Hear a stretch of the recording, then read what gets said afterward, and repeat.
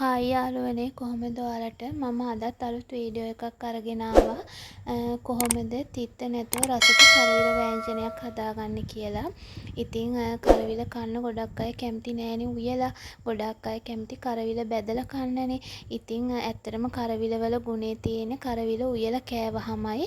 ඉතින් පොඩි අය ලොකු අය වැඩිය මේ කරවිල වල තියෙන තිත්ත රසට කැමති නැති නිසා ගොඩක් දෙනෙක් කරවිල වෑංජනය හදලා කන්න අකමැතියි.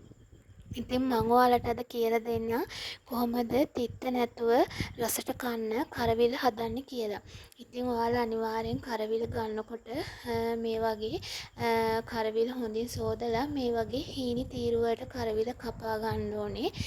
ඒ වගේම ඔයාලට අනිවාර්යෙන්ම කියන්න ඕනේ මේ කරවිල වල ගුණේ තියෙන්නේ කරවිල වල තියෙන තිත්ත රසෙ.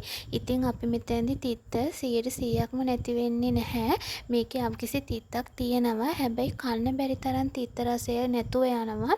ඕගොල්ලන්ට සාමාන්‍ය තිත්ත රසයක් තිබුණත් අර කරවිල වල තියෙන තරම්ම තිත්ත රසය සම්පූර්ණයෙන් ඉවත් වෙනවා මේ හදන විදිහට.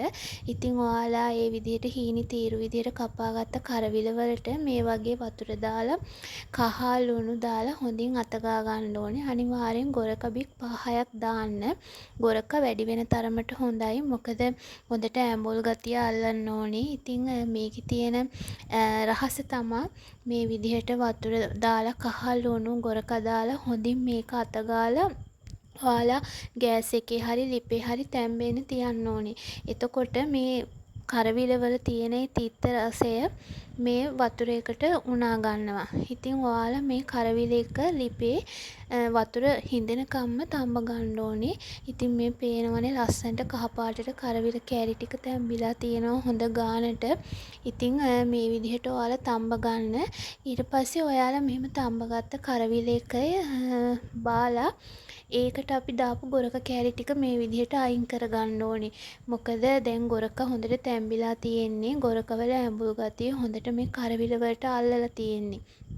ඉතින් ගොරක අයින් කරගත්තේ නැති වුණොත් අපි නැවතත් මේක කිරි දාලා සකස් කරනකොට ගොරක වල ඒ තියෙන තවත් ඇඹුල් ගතිය තව එකතු වෙලා මේක ගොඩාක් ඇඹුල වෙනවා.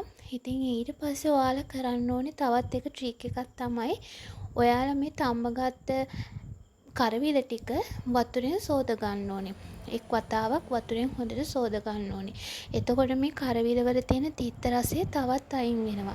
ඊට පස්සේ හොඳට සෝදලා කරවිල ටික පොඩි නොවෙන්න මිරිකර අරගෙන හොඳ උකු පොල් කිරි මේ කරවිල එකට දාන්න ඕනේ.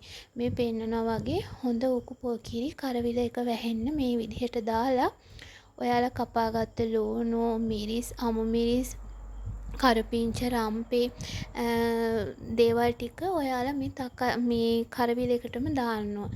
ඒ වගේම කියන්න ඕනේ මේකට තක්කලි දැම්මහම තවත් රසයි. මල් ළඟ තක්කලි අද තිබ්බේ නැහැ. මම ඒක හින්දා තක්කලි එකතු කරගත්තේ නැහැ.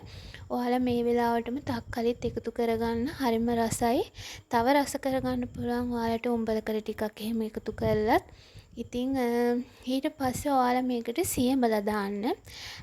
අනිවාර්යයෙන්ම සියඹලා දාන්න. සියඹල වලිනුත් මේකට වෙනම රසයක් එනවා.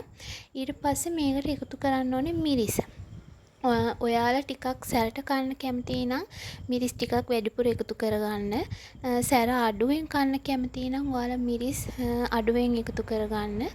ඉතින් මේ විදිහට මේ ඔක්කොම ටික දාලා හොඳට මේ වෑංජනය අතගාලා ඔයගොල්ලෝ ලිපෙන් තියලා හොඳට කරවිල එක එකෝ හොදි ගතියටත් එහෙම නැත්නම් හින්ද ගන්නත් පුළුවන්.